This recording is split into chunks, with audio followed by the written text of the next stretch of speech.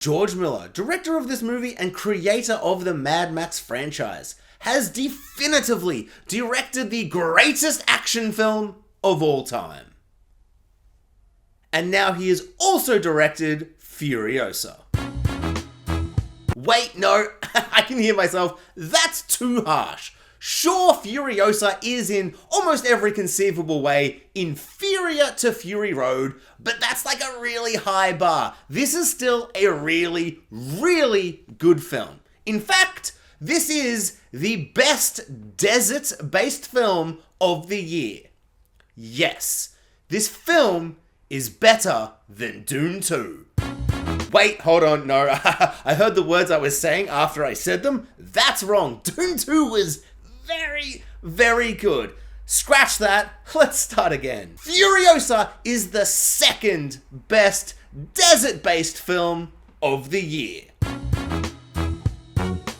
George Miller is a madman. I don't understand how this man makes movies at his age. He seemed maybe kind of like too old 10 years ago when he made Fury Road, but now he's like almost 80 and he's making movies like this. It's crazy. George Miller is so old, he's like the same age as my grandma, and I don't think my grandma could make it to the cinema to see the movie in the cinema, let alone make the movie that's being played in the cinema. It's crazy. He's a madman and I love him. Furiosa, I think, is inferior to Fury Road in almost every conceivable way, yet is still a better Hollywood blockbuster film than almost any film we're seeing. It is on such a different level to almost every other big Hollywood action blockbuster that we get. It's crazy. But I do think it's kind of a step down in a lot of ways to Fury Road. In particular, the action and the visuals and the CGI. I just felt like there was a lot of clean, polished shots in this movie. Everything felt just a little bit too clean. If I'm not comparing it to Fury Road, it is a really, really good film. It is an exceptional film. It is a monumental film to behold. It is truly epic in the classical sense. What do I mean by that? I don't know. I just felt like saying something mildly pretentious. One thing that made me very excited about this film is that it's like a big year for sand in film. Like, I thought it was going to be a big year for monkeys. Or primate. Monkey adjacent ape primate situations. I thought it was a big ape cinema year, but no. It is not the year of ape for cinema. This is the year of sand in film. It's a big year for sand in film. I like that. It's fun. Like, in a movie, I like seeing sand. In real life, not so much. I'm a bit of an Anakin. I don't like sand. It's coarse and rough and it does get everywhere. I'm more of a pool guy than a beach guy.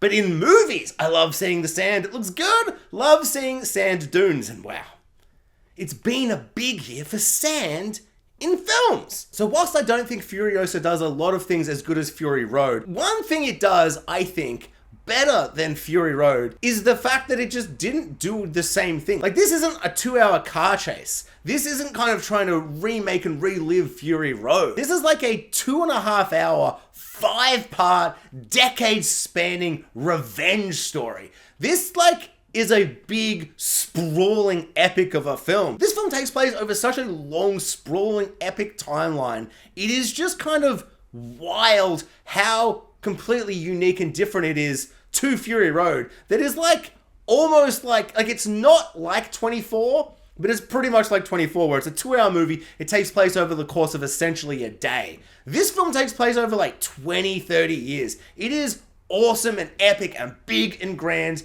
in the way that you'd want a film that takes place over 20 years to feel, and the way it slowly builds things up and then pays them off at the end. And it shows us little bits and pieces, prequel style, that builds and enhances Fury Road. It shows us all these locations and places we hear about, and it kind of expands on the lore and mythology of this world. It has these two big warring factions that are playing against each other. We see all our favorites from the first, but young and stuff. All of that stuff, the plot of this film and the story beats and the way it tells that story is exceptional. And it's so uniquely different and completely opposite to how Fury Road told its story and the way they emotionally tell their story. It's so unique and different, and that, I think, is the film's biggest strength. But the funny thing about how big and sprawling it is is that because it's so big and so expansive, and we're sitting there to watch a big 2.5-hour movie, I do think because of how front heavy it is with Furiosa as a child, Anya Taylor Joy doesn't rock up for a little bit longer than you would expect, and the child is sensational. All of the young Furiosa stuff, really good stuff. But there does get to a point later in the movie, in the second half, where there are a couple of story beats and emotional elements with her and other characters. There's a character that's a bit of like a Mad Max guy that's not Mad Max. He's like, I'm Measured Matt. He's a driver, but he's not mad, he's not Max. Measured Matt, let's call him. Who knows what his name is? Who cares? So Measured Matt has this whole subplot with Furiosa, and I feel like it's a little underdeveloped. The issue with this film is that all of it's good, so I don't necessarily want to take anything out. I actually think you need to put more in. When you get to Anya Taylor Joy's Furiosa, I think there is a couple of emotional moments with her and a couple of other characters that are underdeveloped, and then some moments happen that feel a little unearned. Like, those moments are emotional and powerful and they work, but there's like a couple of scenes here or there that I would have put in the back half to really strengthen those moments. Also, the film is building up and hyping up this giant moment with a bunch of characters and there's all this stuff going on, and it leads to this really big moment, and then it just kind of like does a half-ass nothing montage and just kind of completely derails the momentum of the film. And there's just a really weird couple of minutes, or maybe 10 minutes of the movie after that, where it's just kind of like, wait, what? I feel like you had a 3-hour movie and someone just went, cutting that 30 minutes out. They build up to this big moment, and then there's just a narration over a couple of half-assed nothing montage shots, and they're just like, and then there was a thingy, and it's like, sorry, movie, but actually, I would have loved to see that thingy, but they don't. We don't see the thingy. And yes, it kind of like picks itself back up and focuses on the emotional journey of the characters. And it really focuses in on their personal journey. And so it gets you back. Like, once it really starts focusing on that final part of the final act, you're way back in. And it does some really good stuff about the idea of folk legends and heroes and myths and legends and the way that people tell stories throughout time, and it kind of gets mixed and murky in what really did happen, but what people say, did it happen like that? Did it happen like this? All of this stuff at the end is exceptional. But there's a bit just before that where it's like, I swear there's half an hour of this movie missing. I don't know what happened, because if we've invested in 2.5 hours and it flies by like this film does, just make it 3. Just make it 3 hours. I just feel like if it's going to be this good, just make it 3 hours. Felt like I was trying to be positive and then it ended a little negative. It's hard because I can't just be like, the car chases are good and they explode and stuff happens. It's sick. Even though it is. It's super sick. The action's really well shot and all the things. I feel like the things that don't work kind of stand out a little bit more because everything is like on such a next level of like excellence that when things don't work, you're kind of like, I'm not mad. I'm a little mad, but only because it's Mad Max. It feels appropriate to be mad. I was going to be Measured Jax, because that's my name, Jax, but I want to be Mad Jax, because it's Mad Max. That sounds like I've made up my name to make it rhyme with Mad Max, but my name is Jax. All right, let's talk Anya Taylor Joy. I am pleasantly and shockingly pleasantly surprised. Let me explain. I started that terribly. Anya Taylor Joy is maybe my favorite actress of all time. I love her so very much. Her and Mary Elizabeth Winstead, I can't decide. Every time I see them in something, I'm like, that's the best. She's the best actress in the whole world. They're so good. I have now just said that out loud, and I've realized, do I just have a thing for women with 3 names? No, they're good actresses. They're good. That's probably the 3-name thing. That's a weird fetish to have. Fetish, actually. But I shouldn't say the word fetish. But despite the fact that I love Anya Taylor Joy in everything, I love her so much in everything. I'm not, I didn't, when this was cast, before I saw the movie, I really didn't think she was a good cast for Furiosa. Charlize Theron has this really kind of brutal, intense ferocity. And I don't know, this presence, this action hero presence. And she feels very tough. I couldn't beat up Charlize Theron.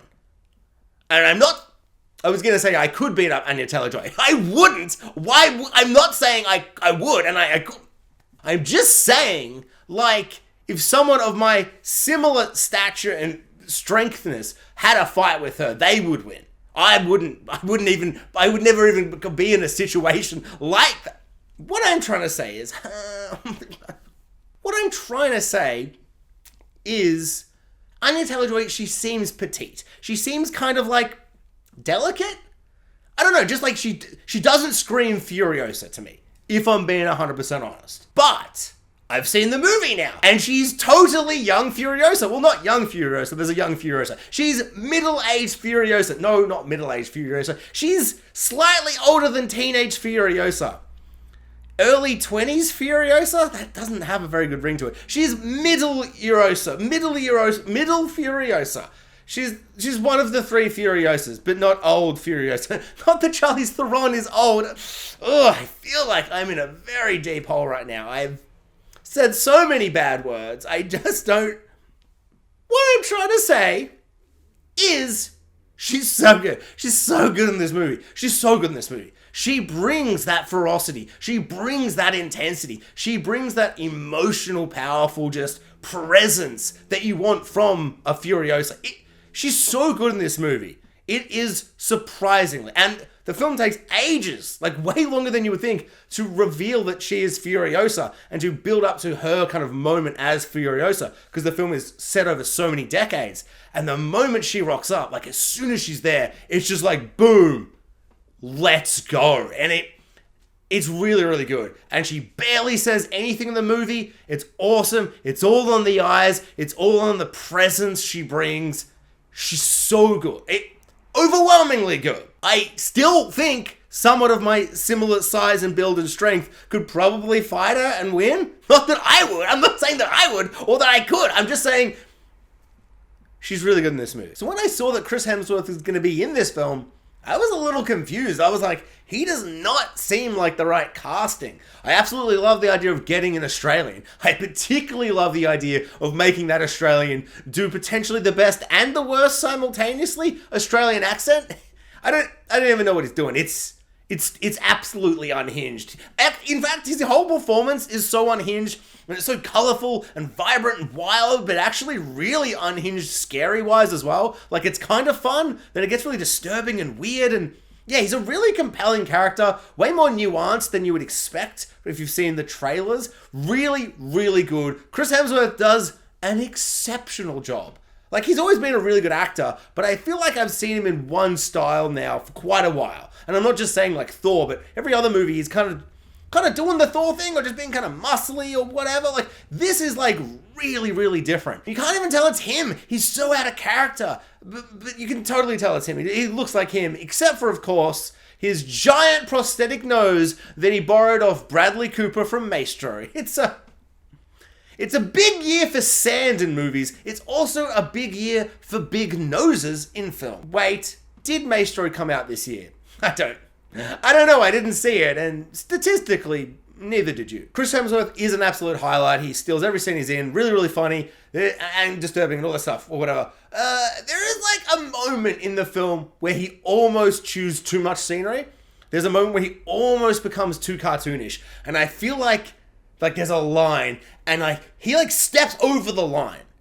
But I don't know, and like he does kind of fall back into it. But there is a scene and a moment where I think he steps over the line, and it worked for me. But I really feel like that's gonna be a moment that doesn't work for a lot of people and takes the film into this kind of cartoonish realm. It's always been very over the top and an exaggerated, heightened universe, particularly Fury Road.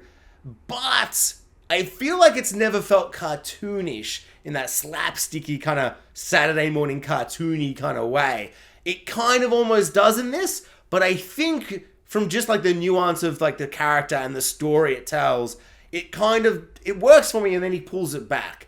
But yeah, I'm going to be very curious to see what people think about his character, because it's a lot. Whilst this film has some excellent action set pieces, and generally speaking, all of the film is incredibly compelling and propulsive and interesting and really well-made action. For the most part, it's all really, really good stuff. I don't think there's anything in this film that feels as iconic or as memorable or as just shocking and awe-inspiring and horrifying to behold like there was in Fury Road. And I'm going to say this pretty much every time I talk about anything. And compared to Fury Road, not as good. Compared to every other movie in Hollywood, better. It's just... Fury Road's just like on another level, and I feel like sometimes I forget. And every time I rewatch Fury Road, I'm just reminded that like this might be the best action film ever made. So just to be clear, I really love this movie, but I'm not sure I really love this movie. You know what I mean? I feel like the action and the visuals and the CGI are all just a little bit less impressive, a little bit less memorable. There are moments in this film where I'm like, oh, you're like kind of doing the same thing as before, but it's a little different. And it's fun, and it's exciting, and it's interesting. It's just like not as good. I just felt like it wasn't as compelling, and I think my biggest issue with a lot of it is there was just like this polish over a lot of it. There was just like a little bit too clean in a lot of the images and shots and parts of it, and I feel like the CGI was way more obvious, way more noticeable. Fury Road has heaps of CGI. Yes, a lot of it's practical, and it does feel a lot more practical than this film, but there's some just really clever, really well done, invisible CGI in that movie, including actual CGI where there's big storm clouds and cars are flying over everywhere. Like that big storm scene, I feel like there's nothing visually as impressive in this as there is in that, in terms of visual effects that are obvious, visible effects. But then there's the invisible stuff. Like I felt like they were in a real desert in Fury Road. In Furiosa, there's a moment where there's a big, long, extended action scene out in the desert. And I never for one single second felt like they were out in an actual desert. Every wide shot, this desert just didn't look real. It might have been real, it just didn't really look real to me. And there was just a lot of that in this film. I just feel like this time it wasn't either implemented as well, or it's just so much more used that it just felt a little bit more obvious. I'm not really sure what the issue is, but to be honest, it kind of reminded me of a couple of films that were also prequels of beloved, classic, iconic, some of the best, if not the best films of all time. And it reminded me of them, and it made me feel gross. The way that those films make me feel gross sometimes, even though I still love them, but it makes me feel gross. And this had that. And I don't want to name names, Star Wars prequels and The Hobbit. I don't want to name names, but just the absolute overuse of CGI and that clean, polished gleam. It's just weird that they keep doing it. It's just weird that really good films have prequels that come out later and look worse. It just keeps happening. It keeps happening. I'm not saying this is as bad as The Hobbit, but it's like, it's noticeable. It was noticeable. So is Furiosa worth witnessing it? Witness the film. You know what they say, they do the spray can thing and they're like, witness me, witness, the thing from Fury Road. That, but should you witness the movie? I'm trying to do like a tie-in film thing about, should you see go see the movie. I don't know, what do you want from me?